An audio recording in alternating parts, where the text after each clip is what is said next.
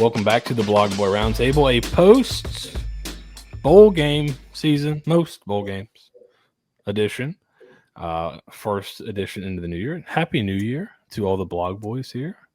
I am joined by Nathan Bond and Robert Sieg of the Bay Area Examiner and Nick Saban of DraftKings Network. First, general thoughts on bowl season thus far. Anything standing out, I guess, outside of the playoff games to you guys?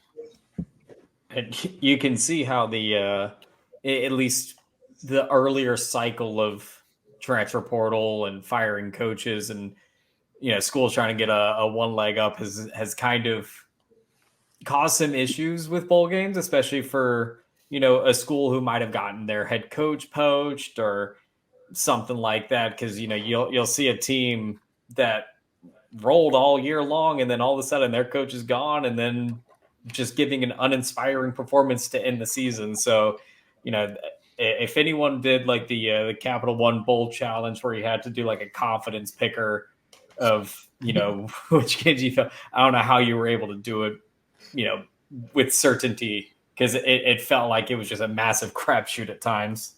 Yeah, I mean, you had one game, I think Duke and Troy played, right? And so you had both interim head coaches. You didn't have the coach there. And yeah, the timing of the portal being before bowl season obviously makes it a little bit tougher. Nick, kind of any general thoughts on the bowl season? There's been a lot of talk about needing to fix it, but do you have any kind of thoughts on where we are in bowl season?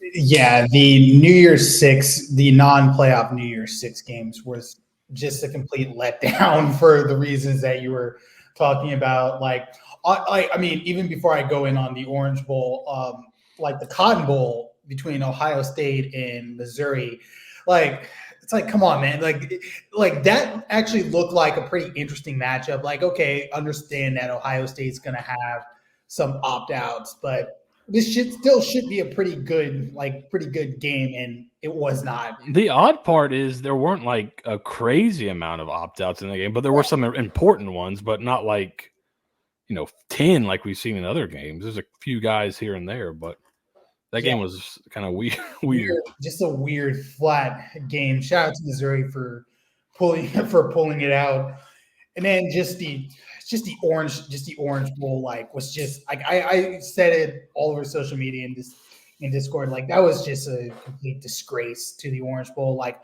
listen, I know we've geared everything towards the playoff and everything. I get it, but it's like, it's the Orange Bowl, man. It's a central pillar in the history of the sport. And Florida, like, I get it. Like Florida State, you got screwed over, you got left out of the playoff, but just completely no-show the Orange Bowl, dog. Like, come on. I thought it was interesting. I heard Bud Elliott say today on the Cover 3 show that if they got invited to a non-Orange Bowl game, they might have just opted the whole team out of the game, because I guess they have some alums on the Orange Bowl committee, so they didn't want to make them look bad, so they accepted the invite. But apparently they were thinking about just not taking an invite to another game, which I don't know. Like, I understand the player empowerment stuff, but I think it's a tough thing to come. Florida in 2020 basically punted on the Cotton Bowl after they lost Alabama, kind of got their hearts broken, thought if they beat Alabama, they'd get in the playoff possibly. And that was basically the beginning of the end for Dan Mullen. They punted on that. After that, the culture kind of deteriorated, and I don't know, man. It just seems like there's got to be consequences to these type of decisions, right? Again, culturally. Man, it's the Orange Bowl. Like, it still means. Yes, it's a story. Before there was New Year's Six, there was the Big Four: Orange Sugar, Fiesta, and Rose, and those were like. And this is obviously when you would decide the national champion after the bowl game. The national champion played in the Orange Bowl a lot. Oh, yeah. Florida State won their first title in the Orange Bowl. I got a hot take. The Orange Bowl sucks. Historically, it's been terrible. Like, we've seen so many laughers over the last 10 years in that Orange Bowl. Well, that's since the New Year's Six came about, I think. what was it, the West Virginia Clemson game that someone put up 70 points.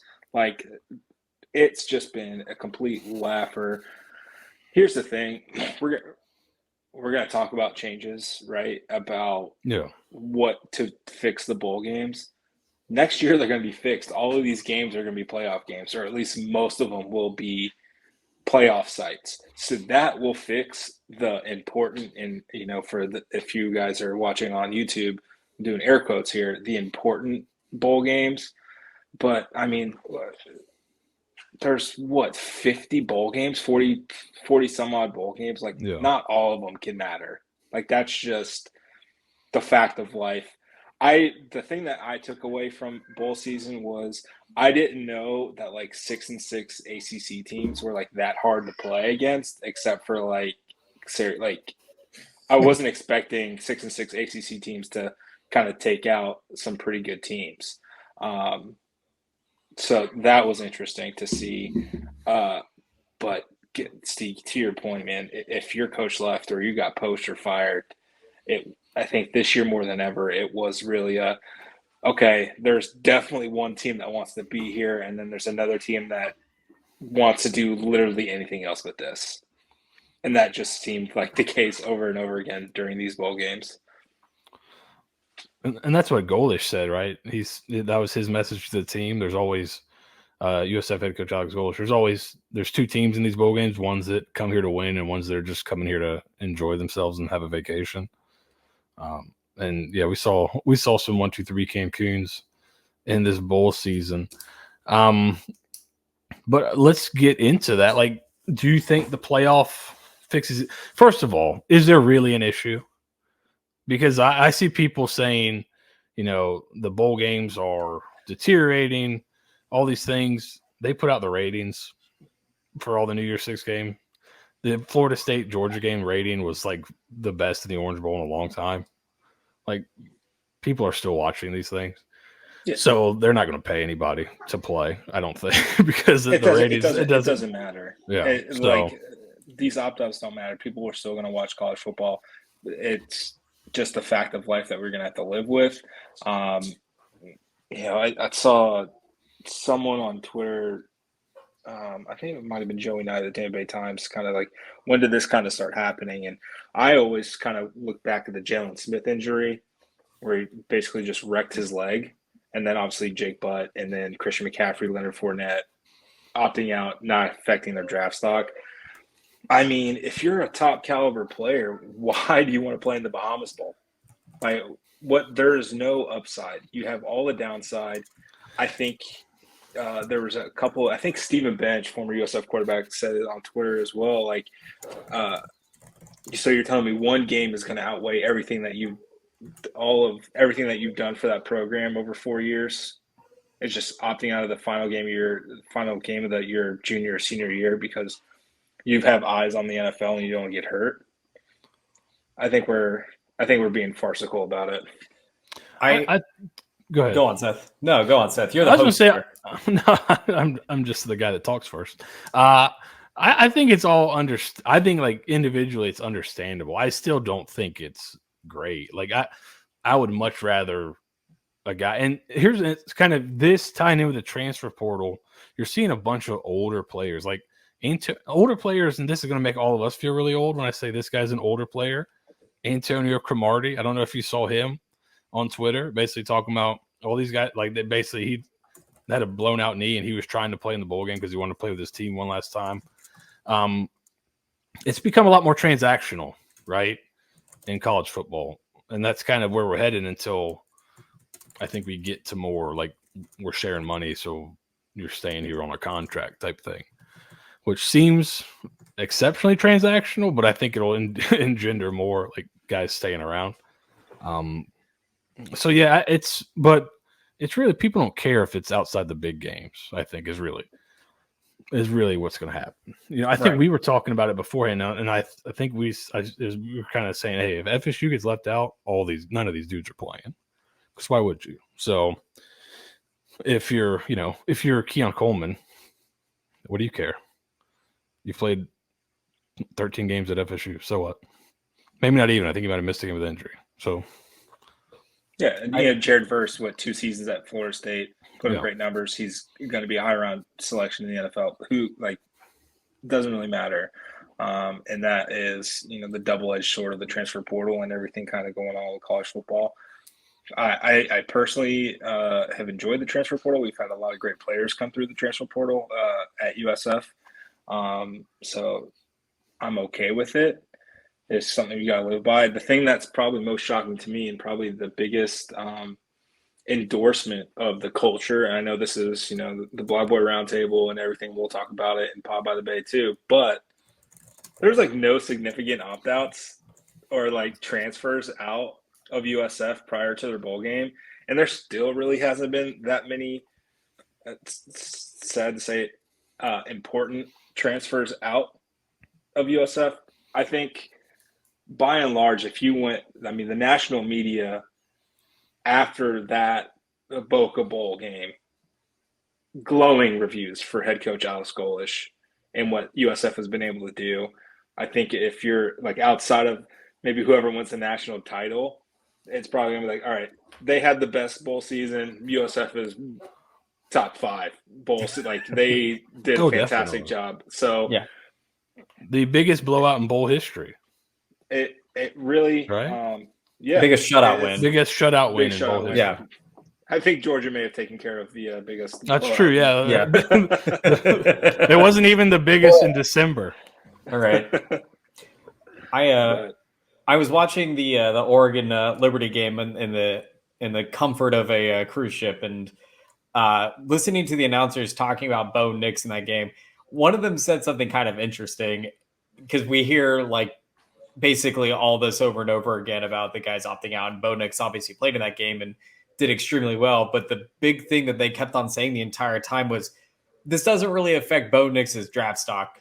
Nothing that he does against Liberty is going to affect his draft stock. He threw for 5 touchdowns, set this in that game, was able to secure the completion percentage in a season record that he took from Mac Jones, all this stuff. It was basically for his own accolades to get, the most touchdowns from Oregon and hit the record books and do a few things, but they were almost shaming him for choosing to play in the game, which I thought was kind of weird. Knowing what we know and knowing how some of the media reacts to this, they were kind of I'm surprised Bo Nix is, playing at this point. They have a 30-point lead. Oh, I'm so surprised he, is playing at this point and everything. And it was just we spend the entire lead up to these games saying oh, are these guys opting in? Are these guys opting out? Do they have enough skin in the game or anything like that? And then a guy goes out there, plays for fun, essentially is what he did. And they were kind of why would Bo Nix do this? Why would he do this? He has no reason to be out here risking injury, blah, blah, blah. It's the guy just likes to play football and wants to have fun. Can he do that? Oregon was an interesting case. So Jeff Schwartz, member of the media, played at Oregon, big into Oregon. He said there are so many Oregon guys were playing and not opting out that he reached out to people to see if it was part of those guys' NIL deals because he was so shocked that all these guys were playing. So I thought that was interesting. And they said, no, it's not part of their deals. They just want to play. So, Nick, look like you want to say something. And it goes back to what Nate, you were saying, kind of mentioning with USF. It's sometimes with these transfers or opt-outs, it's kind of a window into the particular culture of a particular program at the time. If you see a bunch of dudes choosing to stick or actually stick around, that's a good sign. It's okay, everyone is mostly bought in. You're gonna have transfers and people leaving out, but if you're in these days, if you're able to get these kids up and motivated for, again, what we've deemed meaningless bowl games, even the Fiesta Bowl now, it's okay, Dan Lanning, you have something good going with that, where all of these dudes just still want to stick around and play. So that's an interesting thing to kind of keep track of moving forward. I think it also goes back to what's not just the cult, but what's your motivation? What's the carrot you've got for your team? Mm-hmm. And Florida State's was all those guys came. They had a bunch of guys come back. Verse came back. He could have been in the draft last year. bunch of guys come in. Their goal was playoff. And that was the carrot they were holding out in front of them all year. And as soon as that's gone, it's kind of like, okay, but like USF, their goal is trying to lay a good foundation to have the program come back. So finishing off the season on a high note is a big part of that. So like, right. I think that's a big part of it too. Kind of how have you been motivating your team? Ohio State's probably a similar one. Like, lose to Michigan. You were hoping to be in the playoff. You don't have everybody opt out. Like the lower tier of things, like I would have bet great money Georgia State wouldn't have shown up for their bowl game. I like the way they ended the season. What they lost, 6-5 in a row or something like that, to end the year. Like I would have bet a lot of money that Georgia State was just going to roll over, and then they just put a whooping on Utah State. Like, man, it's weird. It's quirky. Pro tip: don't bet on bowl games. I think that's probably like you can maybe live bet in-game bet. Don't future bet these bowl games when the games are announced. It's a total crapshoot. We'll talk about it on Paul by the Bay, but we kind of figured Syracuse was maybe going to be just checked out a little bit. Interim head coach, they're on like their fourth quarterback as a tight end. Like it was not great. The surrounding part of the program, what Fran Brown's been able to do in the transfer portal and recruiting, great. But currently, as it stands, they just weren't in a good spot, and USF was able to absolutely take advantage of that. So I wish there was a better answer, but I think this is going to be the future, unless, Seth, as you mentioned, kind of tying in their NIL contracts to like, hey, you got to play all the games that you're able to play, like you're able-bodied and the team's scheduled for. To get, or there's a penalty, and I think with the way college football is going and how, as you mentioned, how transactional it is, that's probably your best bet to have quote unquote competitive games in non-playoff bowl games where sometimes teams just don't even care. It's a free trip for some of these kids, and that's about it.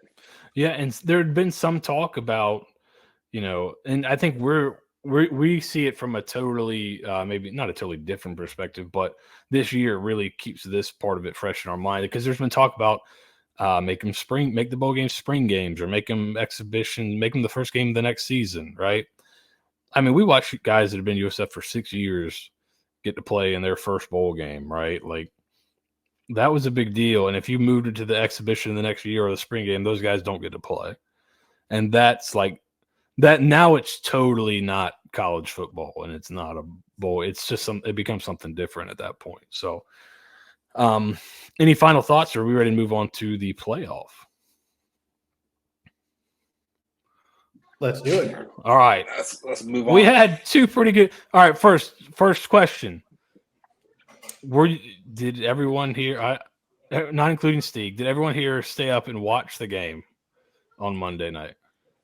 I fell asleep after Washington went up by like 10, and like it was like 12:05. I was like, I've got to go to bed. I've got work in the morning. I crashed. So I didn't see. I didn't almost missed one of the all-time yak jobs. Yes, I had a group chat going with some friends, and they're like, "Oh my god, is this going to happen? This is the biggest job I've ever seen." And oh, thank God. Well, we'll start with that game. I mean, you could say that Washington was choked away, but Texas had 2 drives inside the 20, and if they come away with a touchdown on either one, they probably win the game. Right, definitely the last one, but the first one, if they can score a touchdown on that drive, now they only got to get a field goal to win. On the next one, they've had problems in the red zone all year, and it kind of came back to bite them in that game. I thought Sark was going to have something dialed up there, and it was just like, we're going to throw a fade to Adonai Mitchell, and not a terrible call, but if that's what you want to call, maybe I'd just call that 4 times in a row, and maybe you get one. Like, it seemed like Texas had chances in the game, but every time Washington was able to seem to make the big play.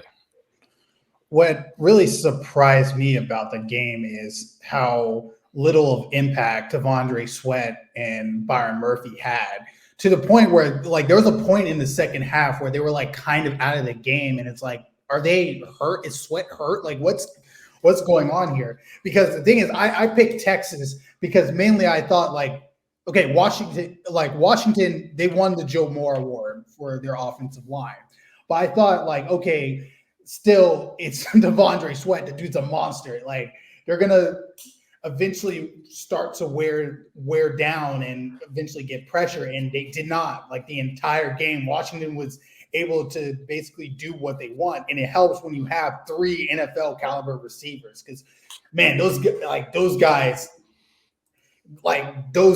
are super talented, like across the board. And people were talking about it, and it's crazy to think about this receiver room, and to also think that at one point Puka Nacua was also part of this receiver room as well a couple of years ago. Just unbelievable talent on the offensive side of the ball in that team. Yeah, Jimmy Lake just got fired again, just for that. I tell you, like Texas was able to get in the backfield a little bit, but Penix was just the dude. This is why I think, and we'll talk about Michigan and how they gave Alabama some fits. He sees things so quickly, and he processes so quickly. Like he gets the ball out of his hands fast, and he was dropping them like you couldn't have handed him off any better on some of these throws that are 40 yards down the field. He was on it. And if he plays like that, we're going to have a great national championship game. Nathan, we had a little story about Michael Penix that was making the rounds during the game, and I'm sure we'll be putting that out again this week. Yeah. But what did you think of the performance by Tampa's own? Yeah. I mean, it's what we've seen from him for, essentially his entire college and high school football playing career. The dude just can basically dot up any team he wants. And Nick, as you mentioned, 3 top-tier receivers doesn't hurt. But the total command and control of an offense, you don't really see that too often. Year 2 of an offense? Like this guy, he did everything asked of him, and the only issue I had is like late in the second half, like selling for the field goals was kind of brutal for Washington. I think 3 of the last 4 possessions ended in field goal attempts. I don't know if that's going to be good enough. Michigan can run the ball a little bit. We'll see. I know Washington's edge rushers are very, very good, and I know I'm jumping ahead, but like kind of forward thinking, what we saw against Texas with a pretty stout defensive line, what can we see against a Michigan team that's they're really good on defense. Yeah. So it's going to be interesting to see kind of what Michael Penix Jr. and the team can do, and then if their running back is kind of dinged up, I know he's going to play the same allegedly. Injury.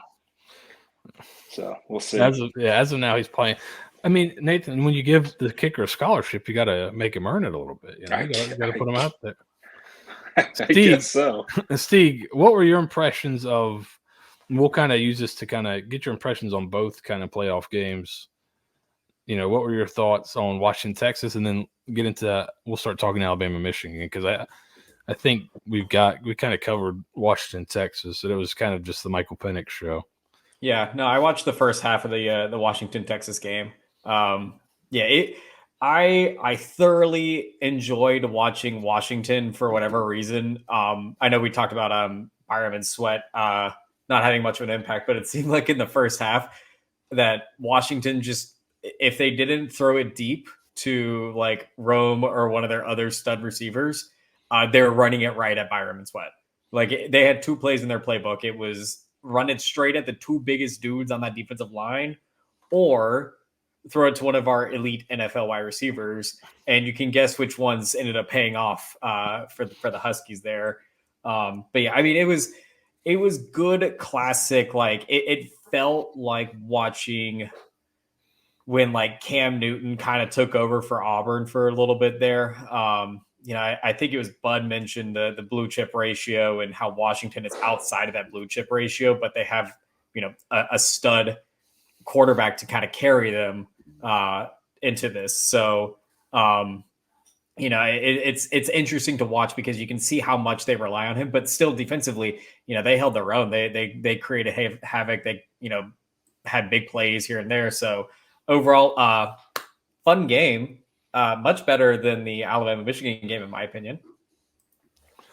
I think they were both, to me, I think I tweeted out during the Alabama-Michigan game that, like, the next game is going to look like a different sport.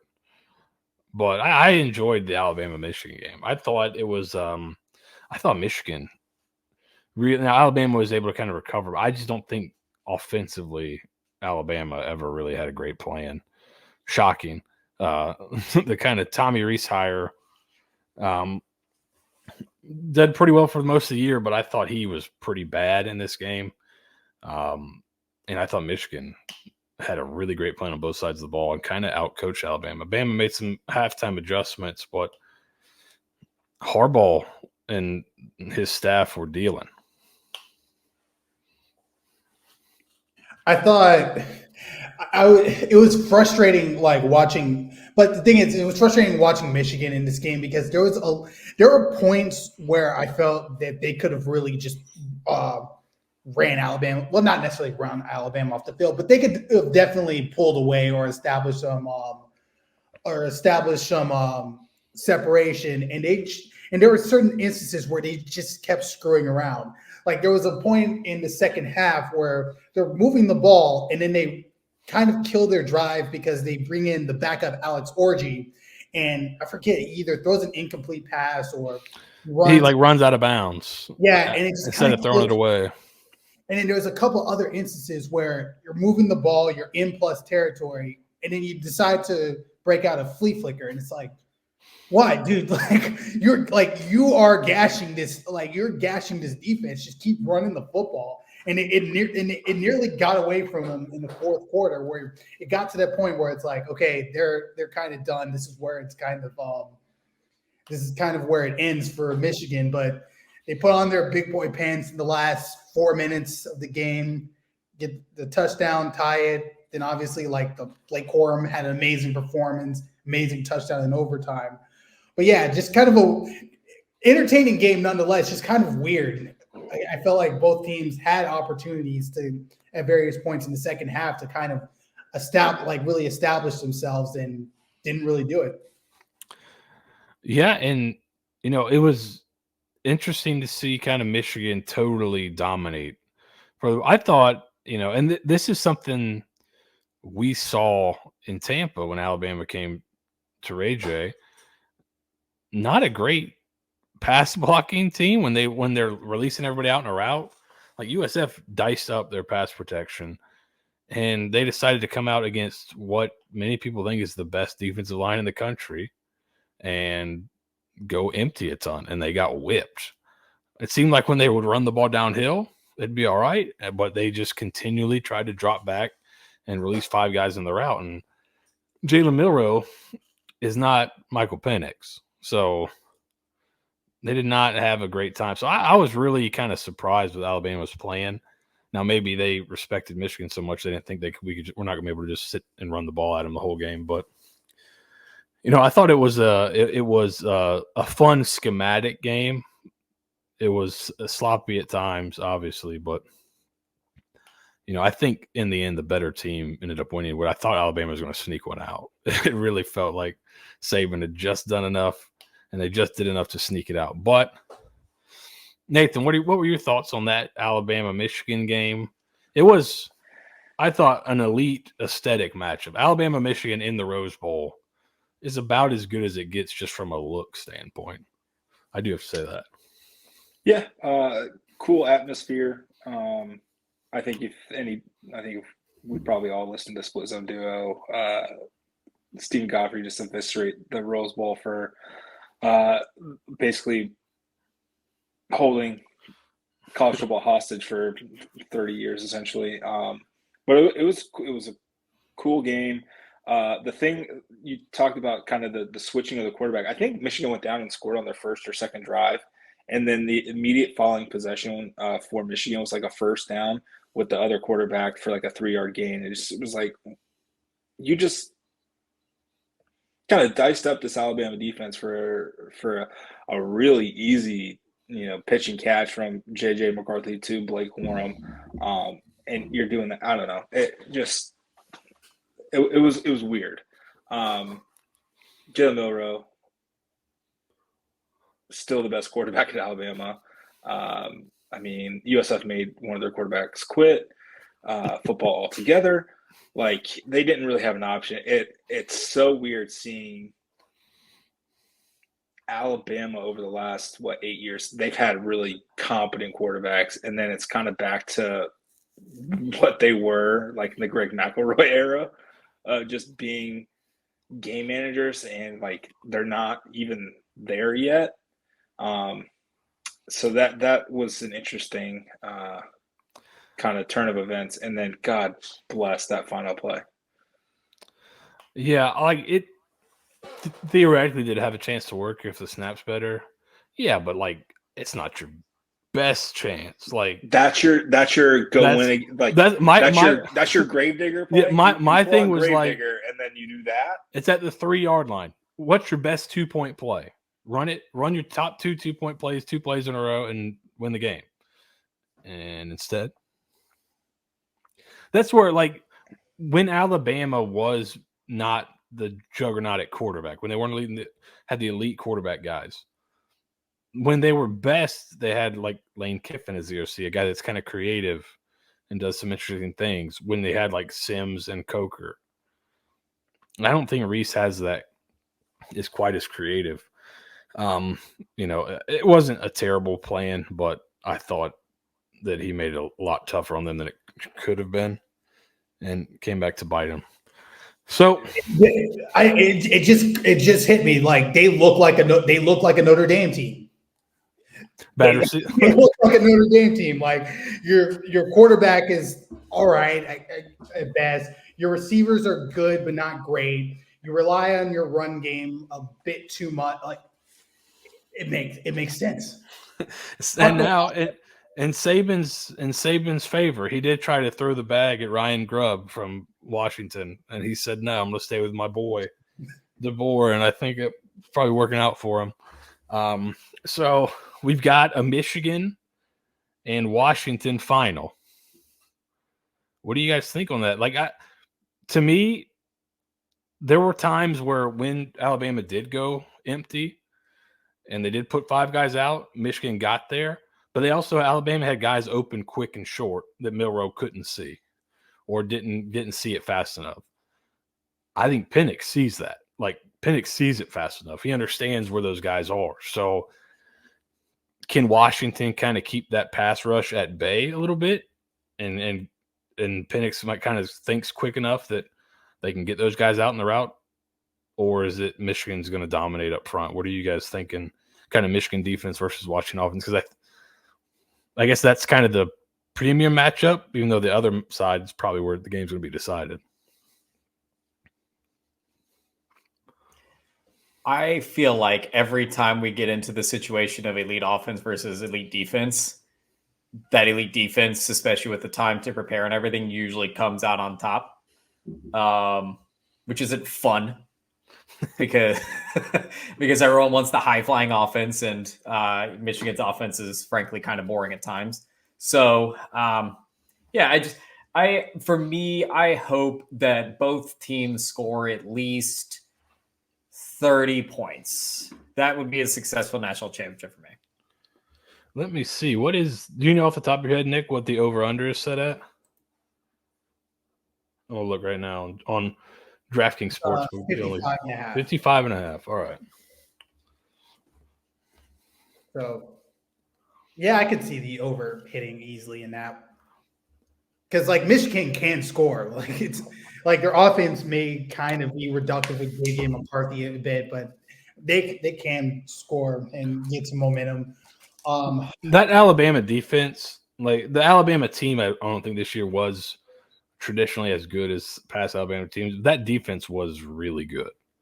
And Michigan at times moved the ball right down the field on that team. So I think Michigan's offense, and like if you look at metrically, they're pretty efficient. So Yeah, they're not as bad as I think sometimes it feels to the eye because people only watch them in the big games where they're not trying to do too much. But go ahead, Nick. I interrupted you. Oh no, you're good.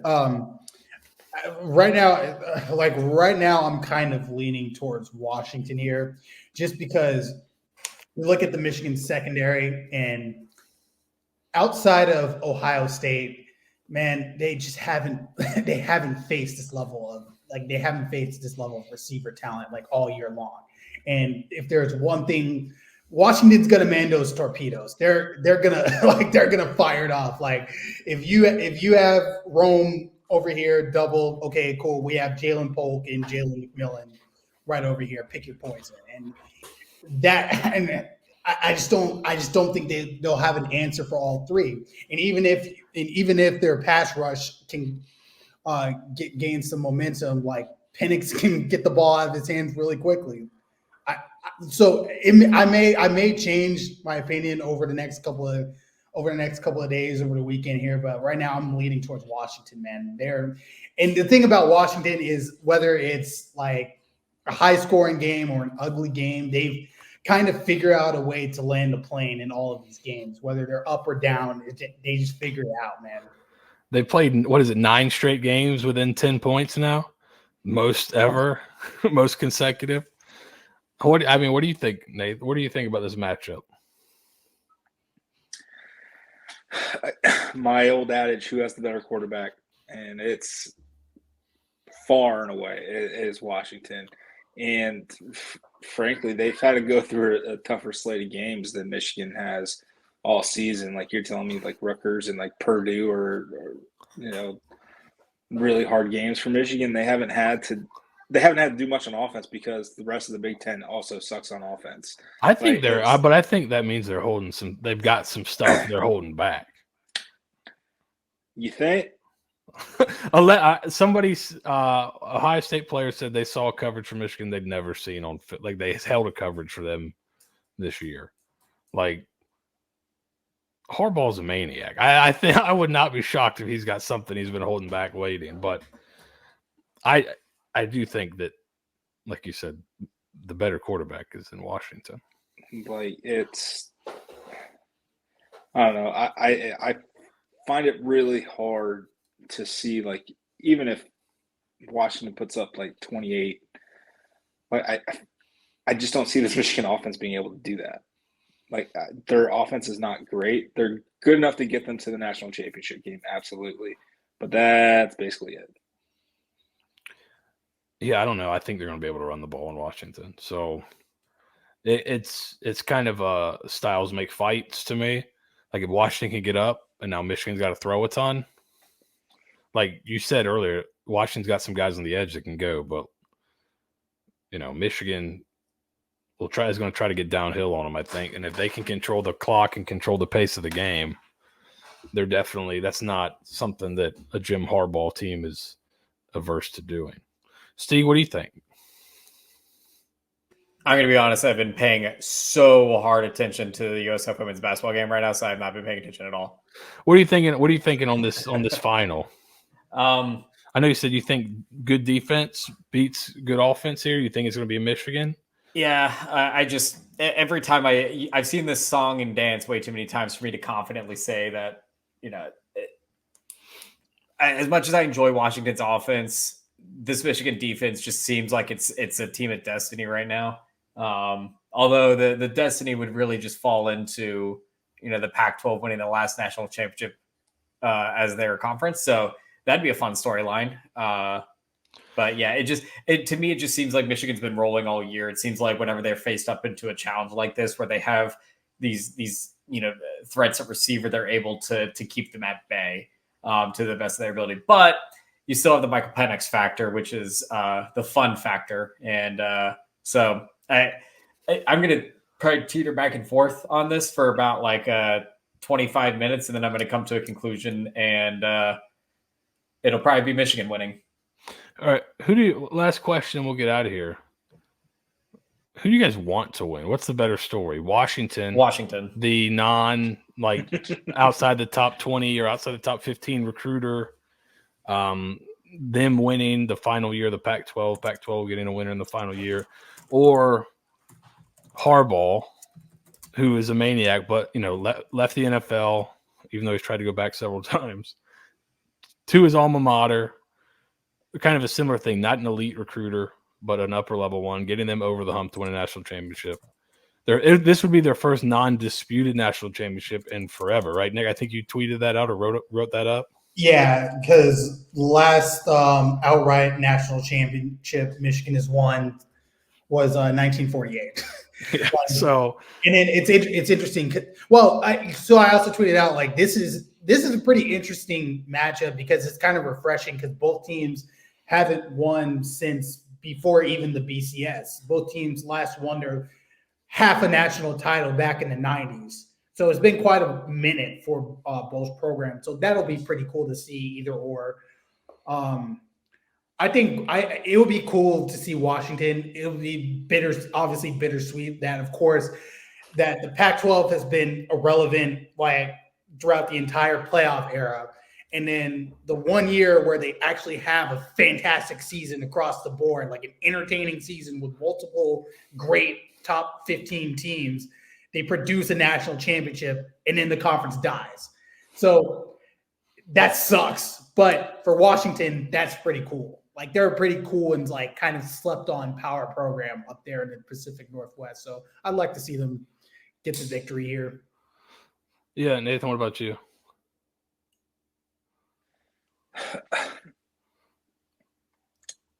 There's like two like diverging paths, right? Because I think Michigan just having an absolute FU to the NCAA and winning a national title would be hilarious. But then there's also like Michael Penix Jr. winning, which would be really cool for Tampa. And also like just an FU to the Pac-12 president of how could you let this happen? This is your fault. And I think I'm going to pick Washington just based solely off of Michael Penix Jr. and my devotion to making sure everybody knows that Sterling Gilbert is an absolute fuckboy and a terrible person and a terrible coach and human being. I've heard he kicks puppies. Allegedly. So like, God bless. I mean, you guys think Michael Penix Jr. is good. Just imagine if he was right-handed. Think how good he would be then. Yeah, I think Washington's the more fun story just because it's somebody outside of the normal kind of upper tier would be interesting. And, like, they're going into the Big Ten. Makes the Big Ten a little bit more competitive, I think, when you can say, hey, we got a national championship here. Like, they can help their recruiting, make that a little bit more competitive there as well. But I think it's going to be a really good game. So, and then we'll see it. And then we'll see it next year because Michigan will. Yeah, I think Michigan goes to Washington next year. So, kind of rare to see like a national championship rematch in the regular season, unless it's like one of those weird like LSU versus Alabama years or whatever. But so that'll be cool. Yeah, and I think this is the first playoff final since the first one, which is kind of interesting. The first one was Ohio State, Oregon. You had Pac-12, Big Ten. And the last one is Washington, Michigan, Pac-12, Big Ten. I think these are the only two that didn't feature a team from the South. So, interesting symmetry there. So, that's it for this week of the ball. FCS and FBS teams from above the Mason-Dixon line. I know. That's interesting. In the title games. Yeah. The players aren't. But, yes, the teams are. The teams are, yes. All right. That'll do it for this week's edition of the Blog Boy Roundtable. We'll be back to take a look back at the national championship game. We may even talk, we may talk a little Montana, a little South Dakota State in the national championship game. That's coming up as well. So, we'll be back next week. There you go. We'll be back next week to talk some more college football, recap the season, get into the off season a little bit. Thank you for watching.